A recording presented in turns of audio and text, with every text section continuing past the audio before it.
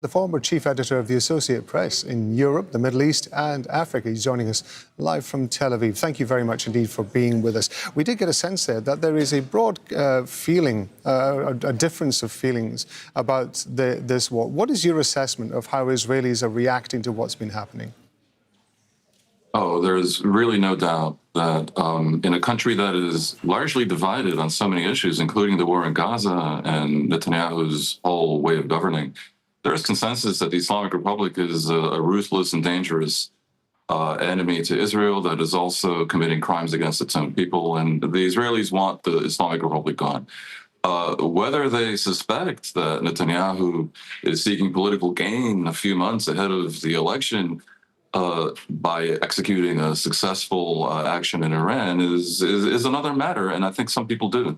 But that doesn't mean they don't generally support this, and that support is partly informed by a degree of confidence that Iron Dome and the Arrow 3 system and the other air defense mechanisms they deploy are very effective. And so Israel may not pay that high a price, although already several people have been killed today, and 2 women were killed overnight and this morning. So it's clearly not no price, but if the result of this is that the Islamic Republic is either chastened to accept the U.S. conditions, which are also Israeli conditions, or disappears altogether, the Israelis will be delighted. And those conditions are an end to uranium enrichment at civilian levels, an end to the long-range ballistic missile program, and most definitely an end to the support for proxy militias that have spread chaos and jihadism and mayhem and instability throughout the Arab Middle East for 30 or 40 years. Israeli opposition leader Yair Lapid is quoted as saying that targeting Iran's regime ensures that Israel remains safe. We've just had our correspondent Russell Seder explain to us that continuity of the Iranian regime will be maintained, and very little in many ways is likely to change. So how true is it to say that just by changing the regime in Iran, Israel is going to be any safer? Well, I mean, that interviewee may have, powers of prophecy that I do not. I mentioned 2 possibilities. One is that the Islamic Republic stays but is chastened, and so they accept conditions that Khamenei would not. And the other is that there really is a change, and sometimes these changes in history can happen gradually, seemingly slowly. At times they seem impossible to contemplate, and then all of a sudden it snowballs and happens very quickly. The new interim leadership council, which includes Arifi, who is very much a Khamenei insider, but also Pezeshkian, who is a doctor and a reformist and a member of the Azeri minority that's not very small in Iran. These are different people, and we don't know which way the dynamics might go. And I think there are also credible indications that the majority of Iranians despise the regime, as well they might, considering its brutality. So you don't know how this is going to go. You have Trump, in a rare display of some wisdom, offering the Revolutionary Guard amnesty if they should stand down and refuse to carry out any further orders to massacre their own people. You could envision a rupture in the ranks of the men with guns in Iran. A lot of revolutions throughout history that we remember as revolutions were actually palace coups, and I'm thinking of Romania in 1989 and Egypt in 2011, when there were masses of people in the streets. But in the end, the military, other armed forces decided it was time for a change.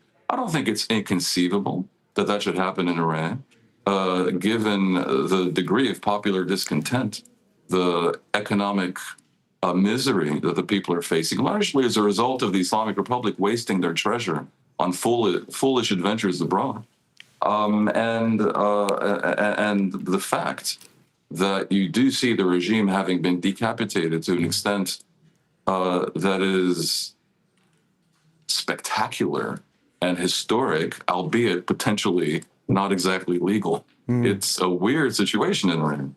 So making predictions, I think, is a fool's errand.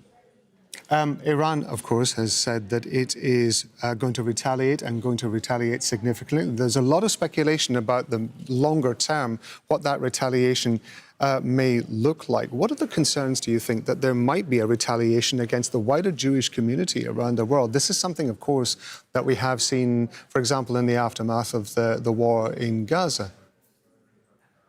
Yeah. Well, when people talk about Iran as an exporter of terrorism, they're thinking of Hezbollah terrorist attacks against Jewish targets and Israeli targets in South America or in Bulgaria over the years. There are clearly concerns that that could happen again. One officer told me that we may have decapitated the octopus, but the tentacles may still be dangerous. That is a legitimate concern. Hezbollah and the Houthis joining the fray is not to be trifled with. I suspect Iran is going to try to make this painful for the world in order to compel the world to cause Israel, but especially the U.S., to seize the action with timing that might enable them to survive. And by their very survival, they declare victory.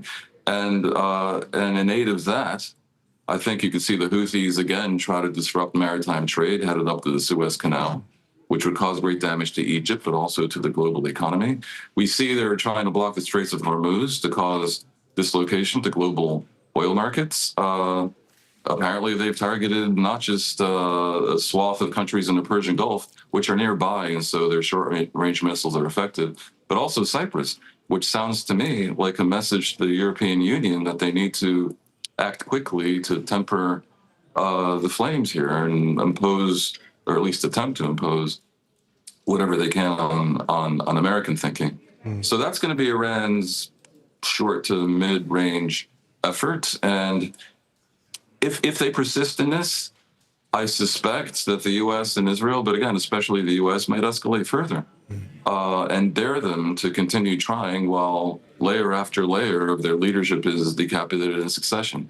Of course, you could envision Iran getting lucky and one of these missiles doing spectacular damage and creating escalation in a manner that is unpredictable and difficult to contain. You see that they're targeting Dubai. They've already caused disruption at Dubai's airport, and it kind of looks like they're targeting the Burj Khalifa, which is as much of a symbol of Dubai as Khamenei was a symbol of the Islamic Republic. So clearly we're at a volatile junction that could go a lot of different ways.